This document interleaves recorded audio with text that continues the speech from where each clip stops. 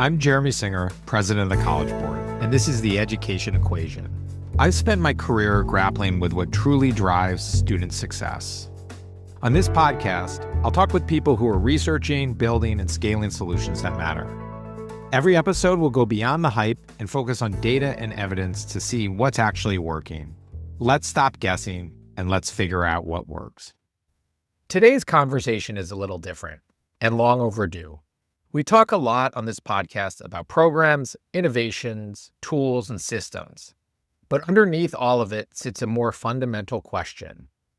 What does cognitive science actually tell us about how students learn, and how much of that knowledge are we truly using in classrooms? My guest today is Dr. Daniel Willingham, professor of psychology at the University of Virginia, and one of the most influential voices translating cognitive science to educators. He has many books. The one I know best is Why Don't Students Like School? And it has shaped a generation of teachers and school leaders. In it, he argues that memory is the residue of thought, that background knowledge is essential for comprehension, and that many popular education reforms misunderstood how the mind actually works. Dan has spent his career grappling with a central challenge. How do we responsibly translate research findings into real classrooms without oversimplifying the science or overpromising the impact? In today's conversation, we'll explore why students don't naturally enjoy thinking and why that's not a criticism, the difference between knowing a research finding and implementing it well, how background knowledge shapes reading comprehension, where educators may misapply cognitive science and where researchers may overgeneralize, and what all this means for curriculum assessment and instructional design. This is a conversation about constraints, about what the mind can and cannot do, and about what it would look like to design schools around how students actually learn. Dr. Daniel Willingham, welcome to the Education Equation. Thanks so much. Really happy to be here.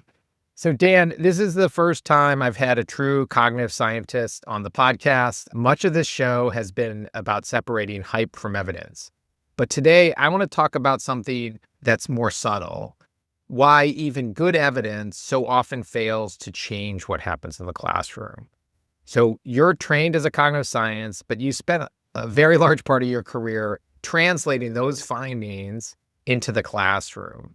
And this is not necessarily the default path for most researchers. So I'm curious, what pushed you in that direction? Was there a moment where you thought, this is what I want to do? Yeah, no, it is not a typical career path at all. We're not trained to do this. And for many of us who are in academia, it's not what we're hired to do. There absolutely was a distinct moment when I decided I wanted to basically change the path of my career. So I'll take a moment to tell this story because it's kind of funny. So I had met with E.D. Hirsch, and Don Hirsch will, of course, be well known to everybody in this audience, but merely because we were both lived in Charlottesville. And so I was a new assistant professor at the University of Virginia. Don, of course, had been here for many years and had already started the Core Knowledge Foundation. And Don was a huge fan of cognition and thought cognitive psychology is going to save education. Okay, I'm a memory researcher. I don't know anything about education at all. So Don wants to come talk to me. And I'm like, sure. I actually had bought Cultural Literacy when I was in graduate school. So I knew him as the author of this bestseller. So I'm like, ooh, that's kind of cool and fun for me. Anyway, so we chat and I, after a time, I'm like, this guy is more enthusiastic about cognition than I am. This guy really thinks that there's a lot of potential here. Okay, so this is when he's getting ready to write The Schools We Need and Why We Don't Have Them, which came out in 1996. So I kind of forget about it. This conversation, we talked several times. Sure. Now, flash forward to 2001, Don calls me and says, so the foundation has an annual conference. How'd you like to come and talk about cognitive psychology to 500 teachers? And I said, I don't know anything about, educated classrooms or whatever. And Don said, no, sorry, we get that. We just think the teachers would find it interesting. So rashly, I'm like, okay, sure. I've got an ego. I'm like, sure, I'll come to Nashville and tell a bunch of people about cognitive psychology. And to make matters higher stakes for me personally, I just started dating a teacher. And we've been going out a few months. And I'm like, why don't you come to Nashville with me? And you can watch me give this talk to all these teachers. I really wonder where this is going now, but keep going. I love it. Oh my God, yeah. So she says yes. Like I said, we've been dating like 2 or 3 months or something. I don't even, anyway, I get to Nashville and I'm like, what am I going to say? Or like, it's a week before. And I'm like, okay, I can't get out of this. But I have no idea what I'm possibly going to say. So I literally go to like the Introduction to Cognition course that I've been teaching at the University of Virginia for, a decade now. And I just pluck out stuff that kind of seems relevant to education to me and that I think is kind of fun for a 1-hour talk. I'm like, that's going to be my talk. So I get to the reason I went into the thing about inviting the new girlfriend, who's the teacher, to show you how nervous I was. Like 30 minutes before the talk, I said to her, you can't come. Like, this is just going to be a train wreck. Like, I don't want you to watch me do this. Okay, so I go and give the talk of, again, stuff that's like straight out of the very first course you would take on learning at the University of Virginia. And to my astonishment, these teachers don't know any of this stuff. Yeah. They think it's very interesting and very applicable to their classrooms. And it was that reaction that made me realize how can my field have done such a terrible job of communicating what we know to educators? And I decided I wanted to make a greater effort to do that. I love the story. I love that you picked up the mantle, and you're the modern day voice of the cognitive science movement in education. I'm glad you went. What happened to the girlfriend? We've been married for 22 years. Yeah. All right, good. I was a little nervous asking that question. So well, awesome. So that gets me to, cognitive science has produced a fairly robust set of findings around learning, around memory, about what works through research. And I had a similar, I think it was 2008, and I was working at McGraw-Hill, and we had a bunch of professors of biology courses, and we're talking about textbooks. And we had Professor Bob Bjork from UCLA present.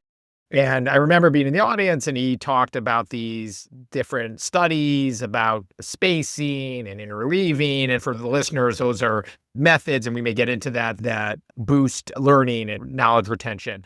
But I'm there and I'm like enchanted by what he's talking about. This is so cool. And so when it ends, I rush up there like, these are great findings. And I thought, must be hot off the presses. And, it's just not yet been implemented in classrooms, or I haven't seen it implemented because it's so new. And I said, Bob, when did you do this? And he's like, well, this study was in 1972 and this was in 84. Like, they were not new. And it was like sort of stunning to me, this disconnect about this great research, yet it not being implemented or inherited or transferred to the school. So it's not surprising that when you spoke to a group in the early aughts that they, stuff that you thought was pretty fundamental hadn't reached it.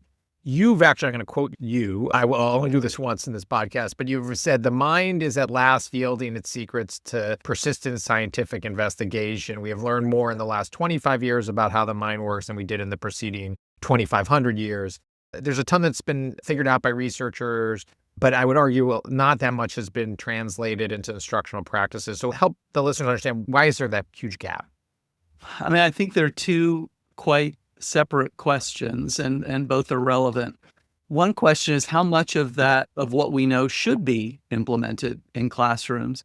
And this is something that I've also written about. I think of David Daniel, now at National Science Foundation, program officer there, formerly of James Madison University, has written about this probably more than I have. What he says is we already have a science of learning. We really need a science of teaching. And what he means by that is, at bottom, it's very intuitive. You can't just take a finding from the laboratory and plop it into a classroom. And there are a couple of reasons for that. One is that, in the laboratory, everything is controlled. We're controlling variables. And in a classroom, much less, almost nothing is completely controlled. And so you do need to think carefully about how things are going to be implemented, because you can get unexpected results of what is, could be helpful for memory. So for example, the problem with spacing helps memory. Spacing's not terrific for motivation.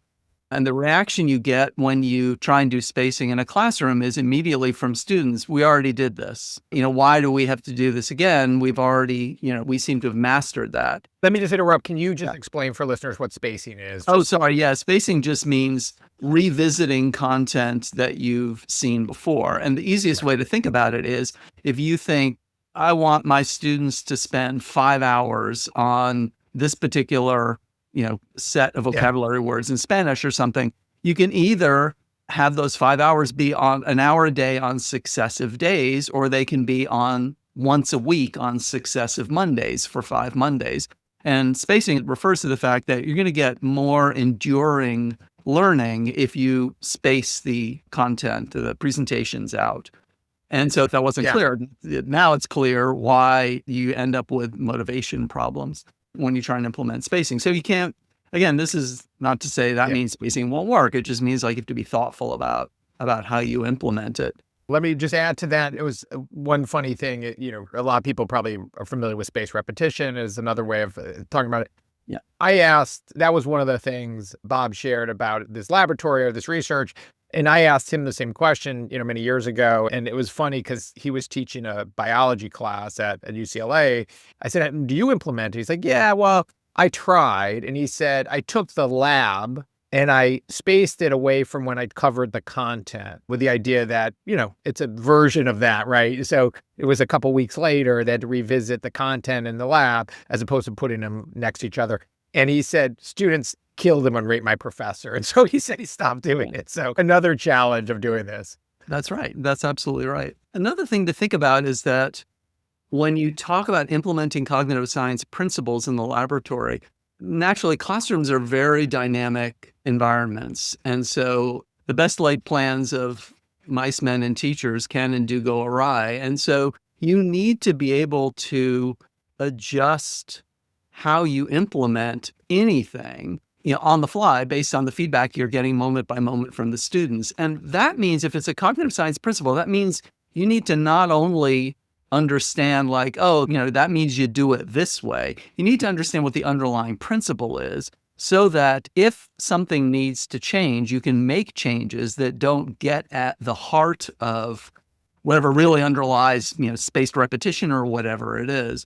And that's a significant challenge right now because most teachers, we don't have great data on this, but the data we do have indicates most teachers do not understand cognition at all. They don't have a solid background in that so that you can say, okay, now here's you basically understand working memory and you understand how memory works. Let me tell you about this new finding or this way, this thing that you might be able to implement in your classroom. It's not necessarily going to make sense to many teachers. So that's another difficulty. Right. And so your points are, if I can summarize, one is the classroom is so different from the lab. And so there's so many factors. So it's very hard to manage. And I want to come back to that in a second. And then the second is, you want the teachers, because nothing ever goes exactly to plan.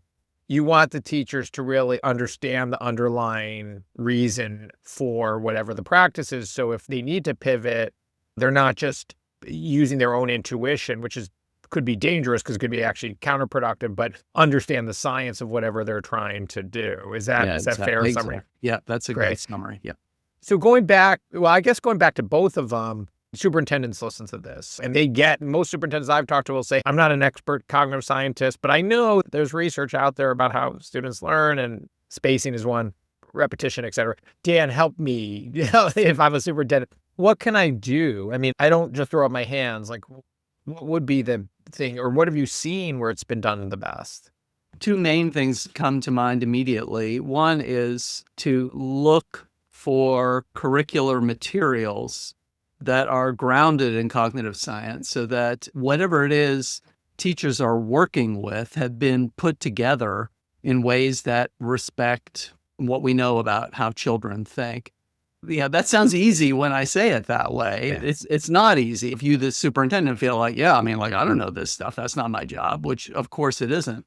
Getting sound advice is really essential because everybody's going to tell you, every vendor is going to tell you, absolutely, this is aligned with cognitive science. And it's also aligned with DEI and it's aligned with, the angels. Right. Check every box. Yeah. Exactly. And it's Common Core friendly if that's what you're into. So, finding someone who, has the knowledge and the wherewithal to really examine these curricula. There have been attempts to try and make that kind of information publicly available, and they've really been mixed. Ed Reports was at the very, very early days, before the organization was launched, That was kind of the idea of what Ed Reports was going to be. And then it really just became Common Core alignment.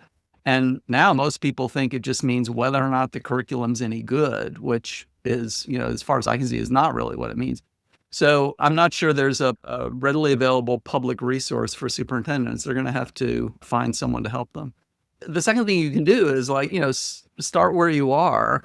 And I always think it's a good idea if you're in a district where there's not a lot of sentiment for this, sort of, coming in top down and saying, okay, now we're all going to learn CogSci, that it's viewed as a fad. It's viewed as the next thing. And if I wait long enough, this superintendent will leave. The places where I've seen it take hold most successfully is where you start with a coalition of the willing. You start with the teachers who are pretty interested in this and start small scale. And when they start feeling like they're seeing success in their classroom and talking to their peers, that's when you get more people interested. Have you seen much in ed schools changing over the years where there's a greater, grounding for teachers? Do you see that much more prominent in those schools? Some, yeah. It's still not at all to the point that I would like. Again, when I came into this field in 2001, it was, I felt like there was nothing happening by way of cognitive science being emphasized. The missing piece, I think it's really fundamental to the way schools of education are structured. And this goes back to when we stopped having, normal schools and training started being developed into universities with broader missions.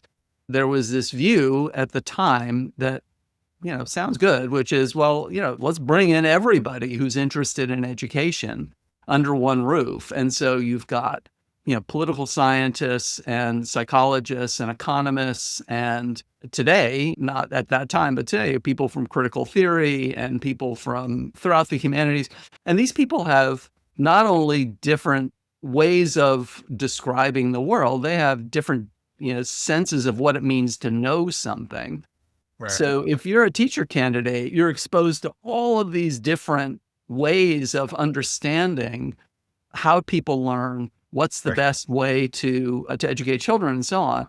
And I think there's this naive hope that somehow teacher educators will work this out and, come to some epiphany.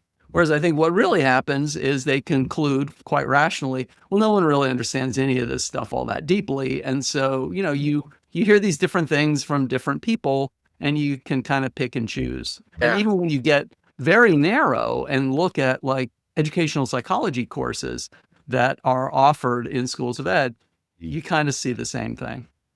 Yeah, it's interesting because you'd almost want cognitive science to be sort of like the fundamental laws, the gravity of these other things or theories or so forth, but it gets mixed into, it becomes one of 8 different things, which I see how that makes it challenging. Cognitive science gone awry is actually, there's actually harms. Another thing is we talked about the use of images and text. And so there is research, right, that for comprehension, it's actually, in many cases, if you can present image and text, it's going to lead to better comprehension. But there's an art to that, or I should say there's a science to that. Yeah.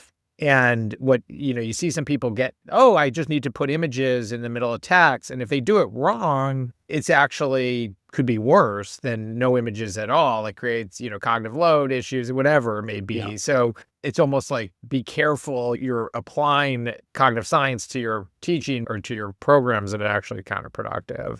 That's exactly right. And so this is why one of the things I'm always looking for when I'm thinking about, is this a candidate finding from the literature that would be useful to educators, is not just is it really reliable? Are we fairly sure that this phenomenon is consistent and controllable?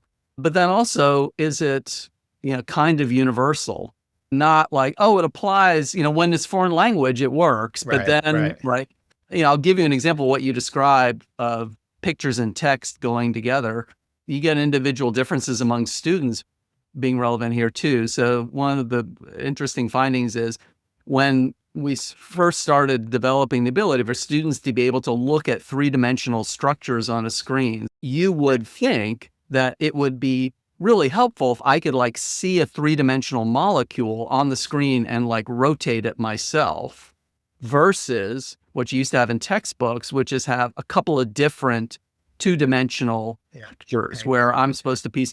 Well, it turns out having the 3D thing you can manipulate does help if you have good visual working memory. Right. If you don't, what happens is you get overwhelmed and you'd actually be better off with the two-dimensional pictures. So yeah, this is the kind of thing you're talking about. I hope everybody listening knows the difference between working and long-term memory, but can you give the 30-second just for... Sure. So yeah, long-term memory is, stuff that you know in the long term, things that are in your memory, including stuff from school and everyday things like how to turn on a lamp, and well as personal memories like what you had for breakfast this morning. Working memory is what is in mind as you're thinking, whereas long-term memory is potentially infinite. There's no limit to what you can remember and learn. Working memory is very, very limited. So when you're trying to, for example, appreciate the three-dimensional structure of a molecule, if the molecule has lots of parts, that gets confusing and working memory gets overwhelmed. That's great. My interest is piqued about this idea of some sort of independent rater of the strength of materials or instructional practices from a cognitive science standpoint. I've thought about this a lot in a lot of different contexts. And when I was at Kaplan, it was interesting because we hired Laura Saxberg, who I'm sure you know, and Aditi Chakravarti and this guy, Larry Rudman. We had a whole team focused on the cognitive science into the Kaplan programs. And it's very hard, even there in a more controlled place, it was very hard to show we did these things instructionally stronger and it should lead to better outcomes. We spent a lot of money on it. It was hard to prove the outcomes. And we had a competitor at the time in Princeton Review who basically spent the $20 million we were spending in cognitive science on marketing, just saying, these outcomes. And it was like an impossible thing because they actually convinced more people because they were just saying they did the things whereas they did. And again, I'm not trying to claim we solved, there was good work done, but it was still hard. Let me shift. So the book, Why Don't Students Like School, is a wonderful book. I think it came out in 2009. I've read it many times. I've gifted it. I bought it and gifted it to at least 100 people in my career. I was trying to think. The only other book maybe in competition that I've bought and gifted was Moneyball, just because I'm a big fan. But so I want to go a little bit more directly into that. The title of your book, it suggests a critique of schooling itself, but the thesis is obviously much more nuanced. So what is the core idea of the book that educators most often miss? Yeah, I've gotten more criticism about the title of that book than anything else in my career. The core idea, it actually came from a conversation with Don Hirsch. So I told you that Don was, so taken with cognitive psychology. And at some point I said, Don, candidly, I think you get a little more worked up about this than you should. It's not the be all and end all. And I said, if I wanted to write down everything I thought a teacher should know about cognitive psychology, I think I could do it on half a piece of paper. And Don sort of blinked and, was brought up short. And he said, well, I'd like to see that half a piece of paper. And that was the inspiration for the book. So there are 9 chapters and there are 9 principles of cognitive psychology that I think are broad enough and reliable enough and apply across ages, across contexts, that they're pretty much always going to be true, that I thought teachers should know. So that was the premise. That's great. Yeah. So, there is so much content in this book, and I think we could have a 10-episode series, or I guess a 9-episode series, one per chapter on it. And I'd love to do that, but I doubt my listeners would spend the time, or whether you're really doesn't spend that amount of time. So what I want to do is a little popcorn style here and hit on some things that either myself or some of my colleagues who are also big fans said, hey, you gotta ask Stan about this. And I hope I get these right in the framing, but please correct me as well. So one thing is that we all found really interesting is you argue that real thinking or real problem solving is hard work, and individual students are naturally adverse to it because it's slow, it's uncertain, the effort connection to the results. Yeah. And relatedly, much of what we call problem solving is actually we're retrieving memory from, as opposed to real deep thinking on the spot. So can you explain all that? Your brain is really not, even though you're very, very good at thinking compared to other species, your brain is not really set up to think. Your brain is set up to save you from having to think, because thinking is slow. Thinking is hazardous. When you're thinking, you're in trouble. This is not the situation of choice. You would much rather have recognized a situation and say, oh, I've been in this situation before and I know what to do here. I have a successful strategy to meet my goals here. And this is why most of the time you're on autopilot, because most of what you do every day is stuff that you've done before. So I can't remember whether it's in this book or in that book or another one that I give the example. You come out in the morning and first thing I do is make coffee.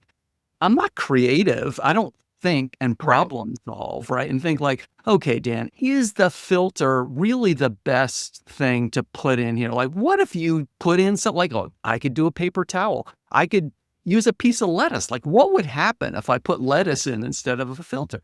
Right? You don't think that. Again, because it's time consuming, it's effortful, and it's unlikely to be better than what you just do habitually. And so this is the challenge that we face in school. There really is a bias not to think.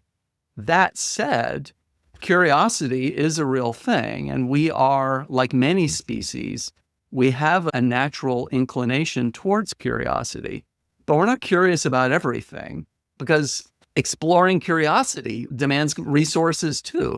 It's effortful to satisfy your curiosity. And so the feeling of curiosity is the sense that if I put a little work into this, I'm going to gain some understanding of my situation that is going to be valuable to me. So this is a difference between knowing and understanding. Knowing new stuff, you're not interested in knowing new stuff for the sake of knowing new stuff. Most people aren't. You're interested in new understandings because understanding gives you leverage in your environment, allows you to act more effectively. So if I understand correctly, I hope I do, the unlock for a teacher, if you're saying, hey, I really want the student to think hard, to really problem solve, it's how do I get them curious about the subject so that they're going to dedicate the amount of effort, dedicated effort to solve a problem. Is that fair? Yes, it is. And I don't have to tell you, that's very, very challenging for most educators, except for the very youngest. We're talking about one thing that goes into motivation, which is this momentary sense of curiosity, but that's not the only contributor to motivation. Another contributor is my personal history in school and the sense that this has paid off in the past. This is in a setting, an environment in which curiosity satisfied is rewarding and feels good versus, oh, this is a setting where I have felt curious and then it hasn't worked out for me and I've ended up feeling shame. And, I've ended up feeling terrible about myself and I've been ridiculed because I tried to learn something, I failed, and then I felt bad about it. You always have to bear in mind, there's another tendency of the mind. When we see something that kind of works, we think it's everything. So curiosity is great. Curiosity is not everything when it comes to motivation. Yeah. And we talk a lot at College Board of what we see when we talk to our members is it's harder and harder for students to see the relevance of what they're doing in school today, more so today than ever. And I would even say with AI, even more so. Students always complained about what they were being taught, but it seems like it's hyper now of, I don't see this connection. And so I guess, are we failing more today in creating the curiosity, the motivation than before? Is it just harder to do that? I mean, how do you think about that at the sort of macro level? I mean, this is something everybody's worried about. It's become especially acute post-COVID. Everybody I talk to is seeing it. There's limited data, even just establishing that it's a real thing. And when I keep saying it, to summarize the phenomenon that you captured, that students seem less motivated, they seem less willing to undertake work that they're asked to do in school. I don't know anybody who has a really good story about what's happening here. Yep. It's not just COVID and COVID shutdown, because we're seeing it independent of how long schools were closed in the US. We're seeing it in Australia where their shutdown was minimal. So it's not that, but what's led to it, I don't know. I'll also comment briefly. I'd urge educators to avoid the trap of the need for students to see immediate relevance in what they're learning. Adults decide what students need to learn long-term. I don't see any reason to expect that students would necessarily understand it all. It's wonderful when students See, I mean, students' time frame on this is usually like a couple of days max, right? That's right of when it's going to be helpful. I think motivating students has to happen independent of that. And if they make the argument, I don't see the relevance to that. Be careful not to over channel just what the students want. This is maybe a crude analogy, but like medicine doesn't always taste good. And if you are just trying to serve their immediate desires, you may miss a key instructional Yeah, there's a lot of content that I think is not only in the long term useful, but also beautiful and worth knowing, and will help them understand, the human condition themselves that they don't understand right away and they don't see the relevance of right away. And why should they, right? They're novices. Of course they don't understand it. Right. Have you seen, are there instances when you think about this ability to, I mean, I'm sure we could go to like very specific examples and maybe that's the best, but are there schools or districts or efforts you've seen that are particularly effective of figuring out how to engage the student in their learning and give them motivation? I mean, I've certainly been to schools and classrooms that, are brilliant at that. And I don't know that I've put the question to them in exactly that way. My sense is, just from having talked to lots of teachers in school, I mean, the people who do it best are quick to deny that there's a secret sauce, and they say like, it's really a matter of having taught this poem for many, many years and paying a very close attention to how students react. And I stumbled onto it. So in other words, it's this slow accretion of technique and experience. Yeah. And ability to adapt as you see what works. Yeah, I have 24-year-old twins, and when they were in K-12, they often struggled to see the relevance. And I tried my best to be a supportive parent. But what about longer term? Is it effective to try to hold out longer term outcomes? No, there are two problems. First of all, let me say that it's ineffective because kids have a very, very short time window where reward is meaningful, right? This is why every first grade teacher discovers if it's Tuesday and you promise kids a pizza party on Friday as a reward for good behavior, well, Friday is the frickin' moon of a first grader, right? And so the time frame just doesn't make any sense at all. You can start doing that a little more successfully when they're middle schoolers or high schoolers.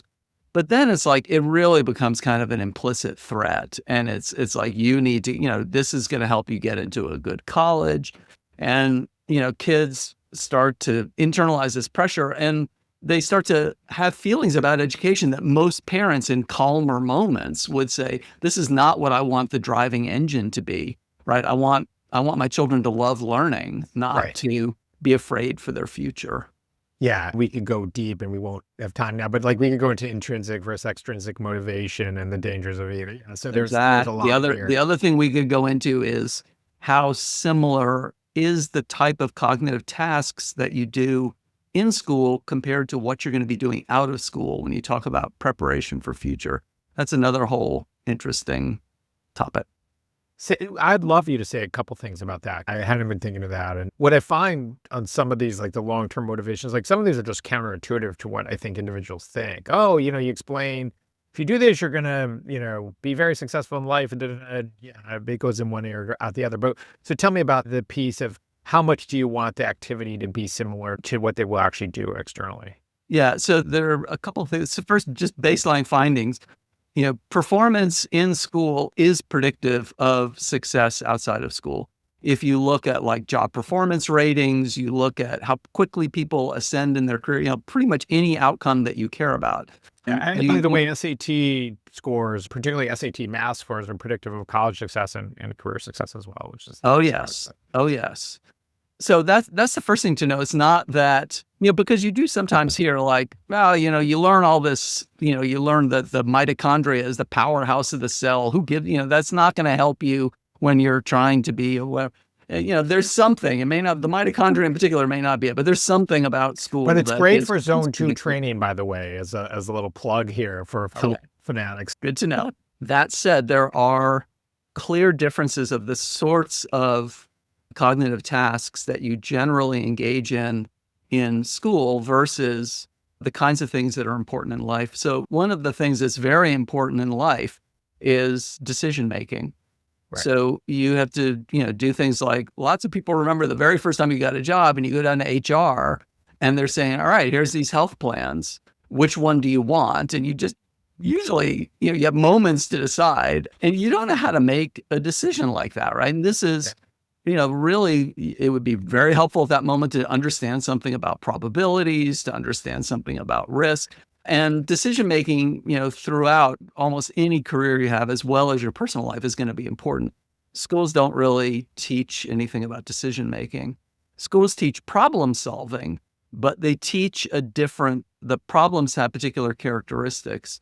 So the problems are usually not dynamic, whereas in the workforce, problems are frequently dynamic, meaning if I try so suppose I'm a manager and like people in my unit are unhappy and dissatisfied. So I'm trying to do something to boost morale.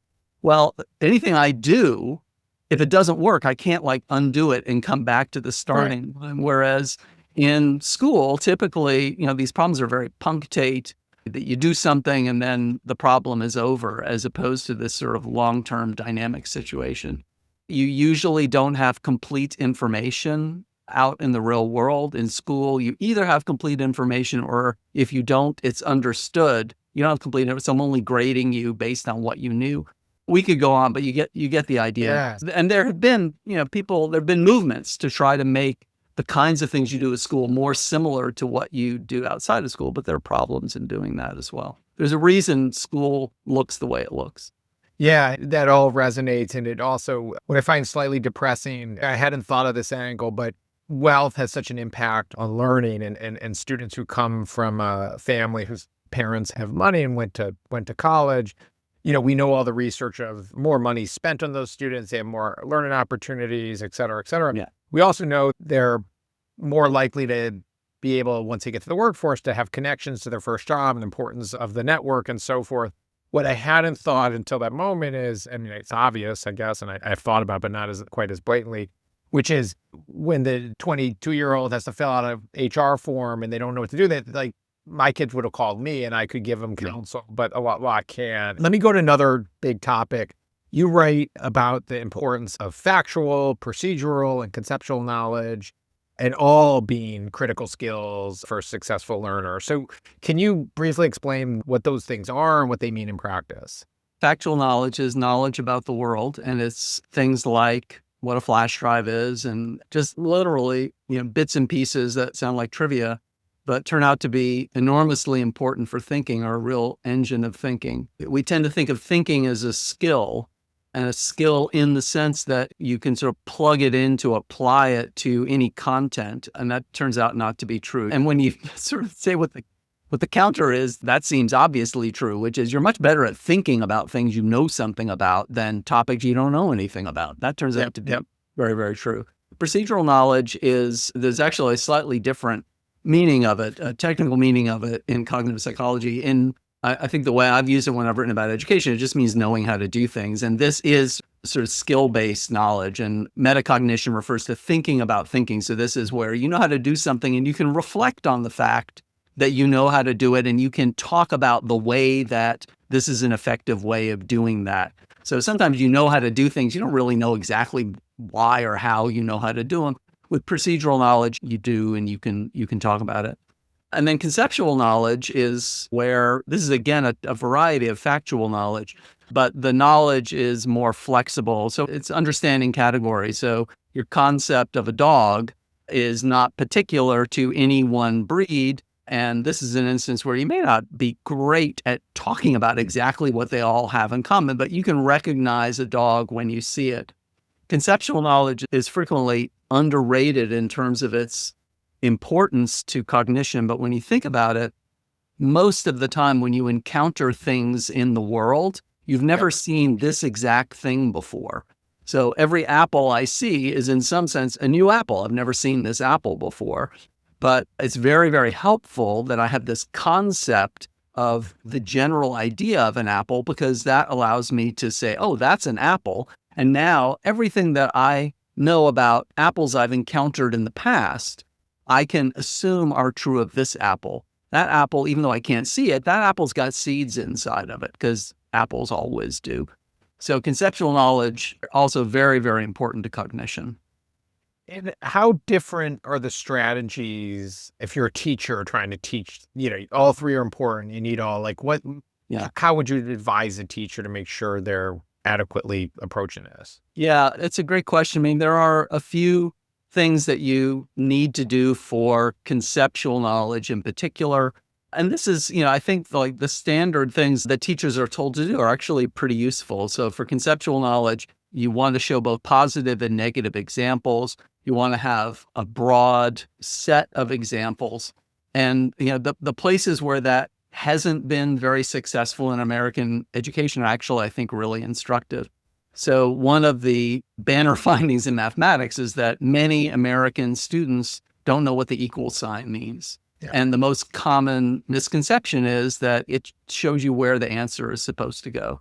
And the reason for that is a failure of conceptual learning. Students only see equal sign with a bunch of stuff on the left, then the equal sign, and then blank space. And that's what leads to the misimpression about it. So you want them to see all the possible uses of the equal sign. So in that instance, it would really be spending time early on. And I've seen this in some math curriculum where they do it really well, where like, hey, this is what equal means, this side and the same. Right, got it. Yeah, we're getting at equality, absolutely. Yeah. So AI is this incredible tool available. Let's just make the assumption that it's going to continue to evolve very quickly and be more and more powerful. And this I know is more speculative. We don't have the research yet. But does the ability that now, let's assume a student, anybody can lean into any LLM to get information, does it change in your view, like between the factual, procedural, conceptual knowledge? Does it change the weighting of like where we should be teaching more, or is it too early to tell? I'm just curious how you think about that. Yeah, I mean, I generally am not a futurist. With AI, I feel like, if you care about education, you have no choice but to make some guesses about what all this means, because it's not like smart boards where it was like, we can either opt in or not, right? It's like everyone's got it. All of us in education are like, hey, I wasn't asked about this, like whether this was okay with me, but here we are.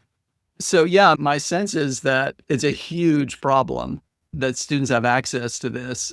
We began our conversation with the general bias to reduce cognitive load and to do things in an easier way. And that's, of course, what AI does. And, the way that you learn how to do things does entail some cognitive struggle. So the main thing that I don't really conceptualize it the way you described of like, does this change the balance of the different types of knowledge in terms of what students need? Instead, I think about what have we been used to doing in classrooms that we can't really do anymore. The most notable thing is asking students to go home and write something.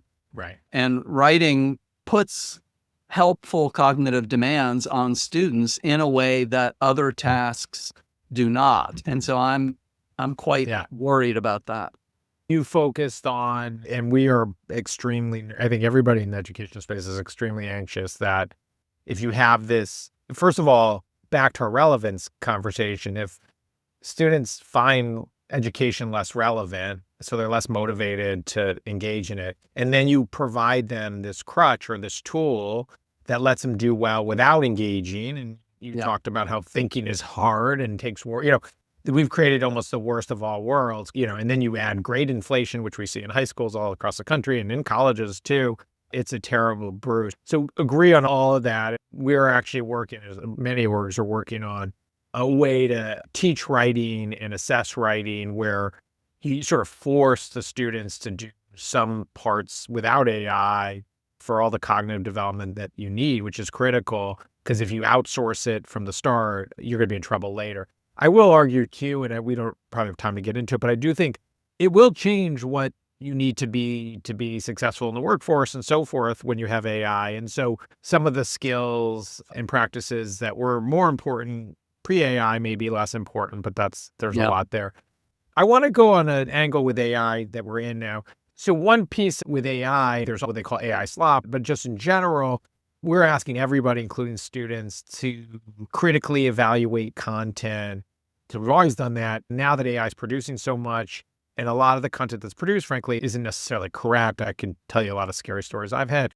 And so a lot of educators are asking students to evaluate the output for logic, consistencies, for accuracy, for biases, et cetera, et cetera. And in fact, many orgs, and we've considered doing this, we haven't, but are releasing AI literacy frameworks.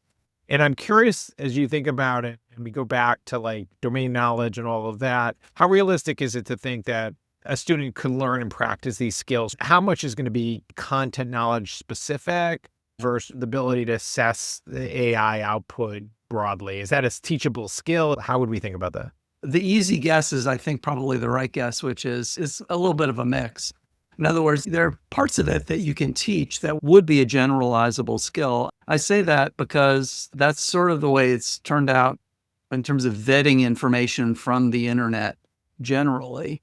I predicted incorrectly on this, by the way. I thought it was all going to be domain specific. And Sam Weinberg at Stanford University in particular has been very successful in proving that I had that wrong, and that there are some tactics that you can teach students that are generalizable regarding, figuring out, is this website reliable or not? And so I suspect the same. So I think it's judging whether artificial intelligence output or LLM output is reliable is going to have some of the same flavor.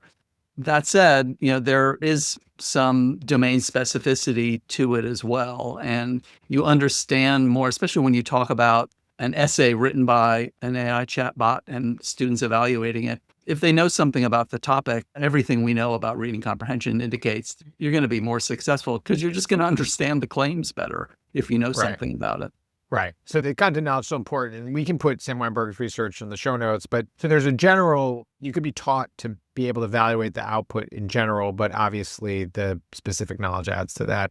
Yeah. Let me ask you something about critical thinking. It's something we're exploring, and I think a lot of orgs are exploring. The College Board, through our advanced placement and SAT and PSAT and CLEP and Active Placer, we have two assessment tools. We have a multiple choice and we have a free response question. And we have many versions of that, but those are our mechanisms to assess and assess at scale, I should say.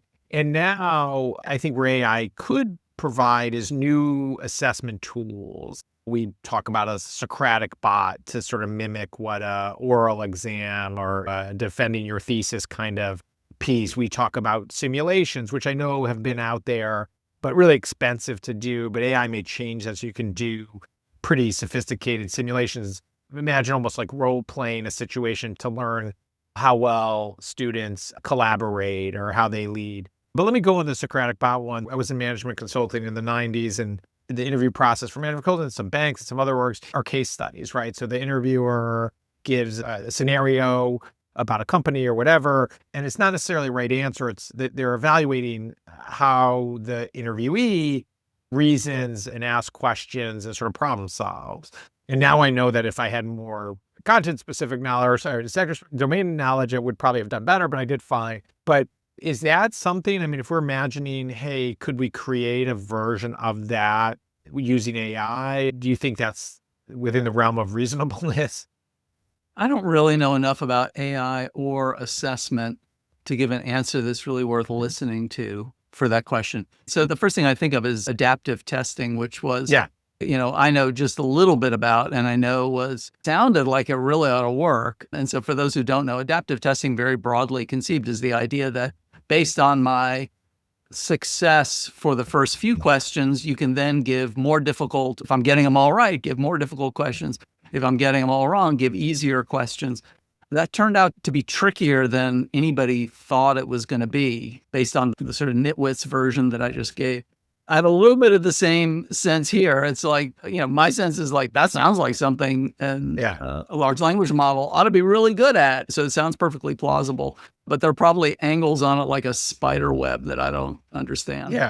No, fair enough. And I wonder, there's a broader thing connected to this, which is there's been movements in education for 30 years around personalizing the instruction and even applying a lot of spaced repetition and some of the things we've already talked about. Again, even if you conceptually get it, it's still hard, as you said, to implement well. Yeah. But AI, that part, I'm optimistic that AI can really help because it can do, I think of something like word clouds.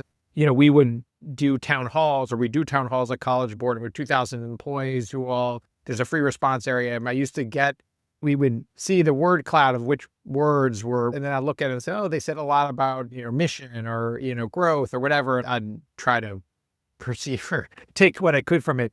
And now we can load every comment instead of someone reading 2,000 open-ended comments and trying to analyze it. We stick an LLM and in 2 seconds, we have at least a summary, and it may, we gotta be careful about the veracity, but at least, so that kind of power is so different. So it makes me bullish on helping teachers and helping learners. Are you bullish too, I guess is the question? I mean, it depends. Yeah, it depends on the task that we're talking about. I mean, in terms of personalizing learning, as you said, this is something that has been on the horizon, since the 70s. People have been talking about this. Yeah. And it's just proven much more difficult than anybody thought.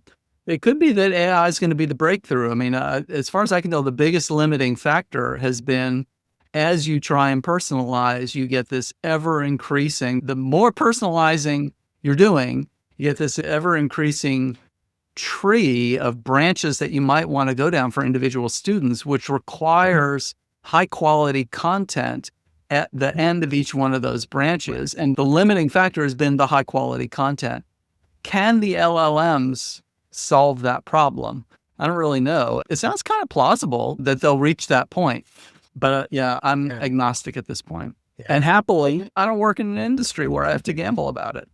Yeah, I think for listeners, this is you being bullish. I'll make that argument. So let me go another way of how AI is impacting. And I've heard you speak and write about, I think everyone would agree that what teachers are asked to do is way too much. And it goes back to your earlier point of there's so many things out of the control that they're different from research when a teacher is confronted with. And it's an next to impossible job. And then for listeners we talk about AI all the time, everyone's been talking about AI. It's really hard to imagine, but I would argue that we are at the sort of beginning of the AI impact on teaching and learning. We're not even close to where it will evolve. And so that's a bit scary for all the reasons we talked about and potentially disrupting how students learn or what students need to learn. But a bright spot already is we see teachers using the tools for lesson planning, for grading, for certain things, for tasks that, frankly, not all of them love to do and were time consuming. On my last episode, I interviewed Jenny McGarrett from Google, and they had some research in Northern Ireland where they found that basically teachers that were using LLMs saved 10 hours a week in efficiency on some of those tasks that I mentioned, among others.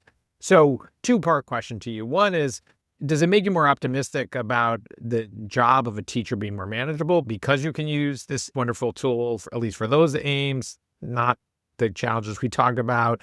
And if a teacher has newfound time, let's assume some of it is they can spend time, they work fewer hours, which they deserve, and hopefully improves teacher retention, all that, which is great. But beyond that, where would you want them to reorient their time, from where you sit? Oh, gosh. Well, so regarding the first question, yeah, I'm absolutely optimistic that wise use of LLMs can be very helpful to teachers in exactly the way you described. And I've tried to do some of that in my own teaching and have asked LLMs for, ideas on lesson plans in college level seminars that I teach and for undergraduate classes. You can say, here's a textbook chapter. Give me 50 multiple choice questions. And it's just tireless. What I found is about 90% of them are terrible. And this is, of course, very relevant. The reason I so quickly spot them as terrible is because I've got 35 years now of experience writing these things. So you do want there to be a lot of knowledge in the head of the teacher who's using these things to evaluate the output. But yeah, I think absolutely it can be really helpful. In terms of if they're saving time, what else should they be doing? Yeah, I think that's very individual based on their assessment of what they'd like to be working on and what they think needs burnishing in their own practice, based on their own judgment and based on, one hopes advice from colleagues at their school.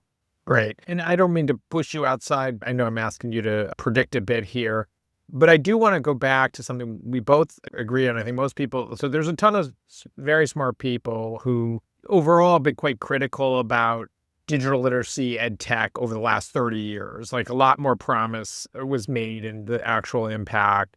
And even to the extent that the net impact may have been even negative. We don't have to debate if we fully agree or partially agree or whatever. But as schools and districts or people listening, they are, to your point, you can't opt out of AI. This is not like smart boards. So they're going to have to do something with AI and implement it. Do you have any sense at this level of knowing we don't know a lot, but like, how do you maximize the benefit of how you use it if you're a superintendent or instructional leader? And how would you minimize the harm, at least where we are today? Yeah, I mean, I noticed that you used the word implement it, and I would have said they have to respond to it. And Sure. implementing is one response. I mean, another possible response to say we're gonna have nothing to do with it. And I've, talked with school leaders who that's their chosen response. And frequently that kind of fits with some of the vibe and values of the school more broadly.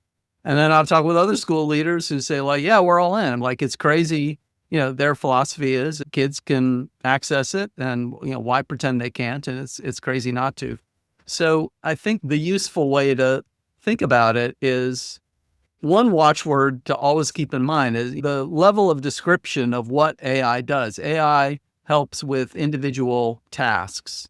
Right? A lot of times people talk about replacing jobs. It replaces jobs if there's kind of one task that is associated with that job. For most people in a job, it's going to be applicable to some tasks and not other tasks. And so I think that's a useful way of conceptualizing it in education as well. What are the possible tasks to which students might put AI? And then what are the cognitive consequences of them using it for that task?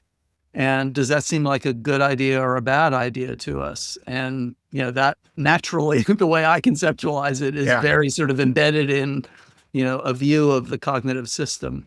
But if pressed, I would defend that view. No, it's good. And I think the distinction between tasks versus jobs is a really good one. I am nervous, there's a lot to figure out, but I do worry that you're right. Is AI going to, most jobs, I don't think it will fully replace, but if it replaces enough tasks of a job and there's 10 people doing that job, do you still need 10 people? So that's my anxiety.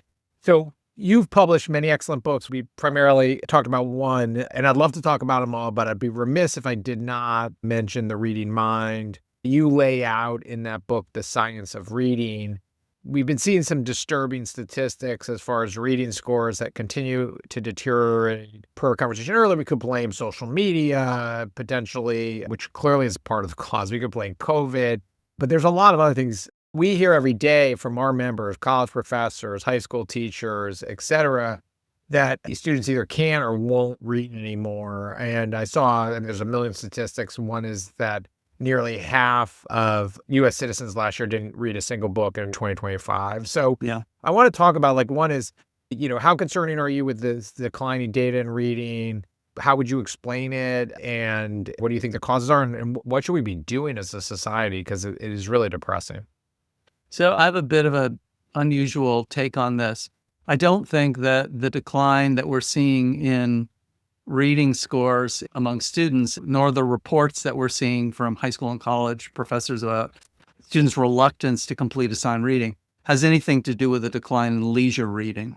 Leisure reading, I think, has been overestimated for the last 20 years because most of the surveys are self-report surveys and they're retrospective. So you ask students, how many books do you read a week? And there are two problems with that. One is that assumes that I actually know the answer. Right. And second, that I'm willing to say what it is.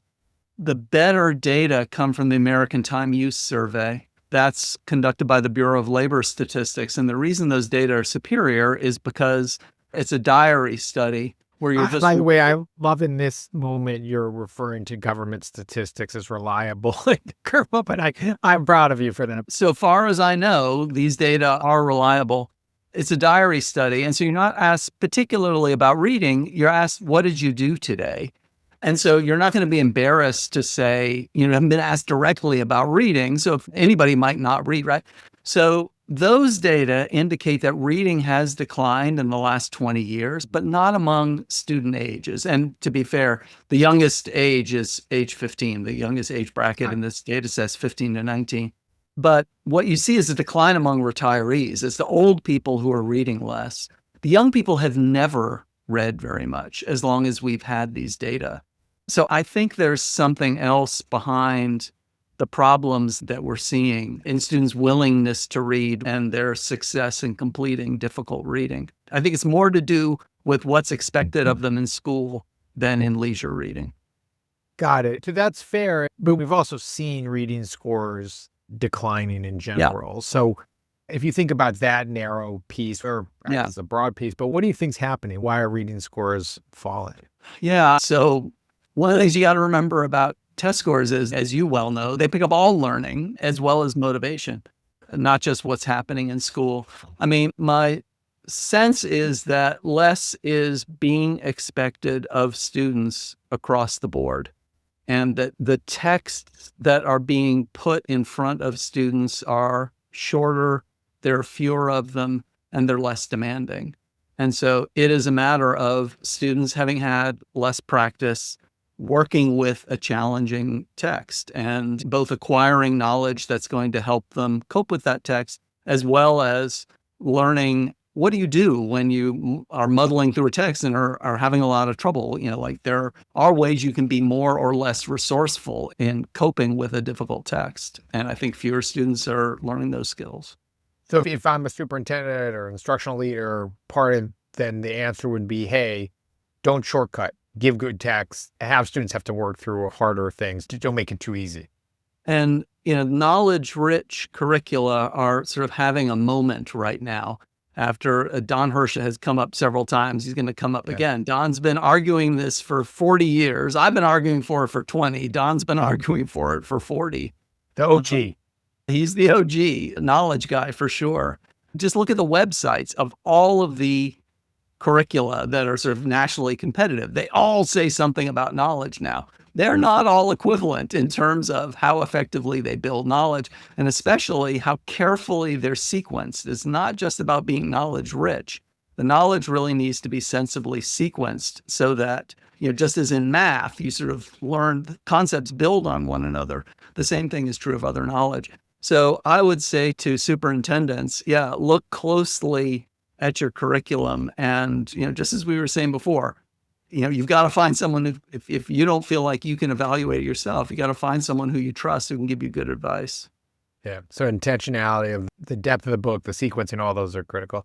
Let me interrupt for just 1 second to add one thing, because it's a very general point. I'm amazed at the extent to which there's not more discussion about curriculum in American education. We love to talk about pedagogy. We love to talk about teacher moves in the classroom and so on. It really all starts with what is the content that teachers are setting out to teach the students. And I think that deserves more care and attention than it usually gets. 100%. You're speaking to the choir here. I feel what is covered in K-12 and even college has not evolved at the pace of what we know people should learn and what's changed. I mean, I'm more hopeful. Like, it's so hard to change anything in the core of what is taught. There's just so much inertia.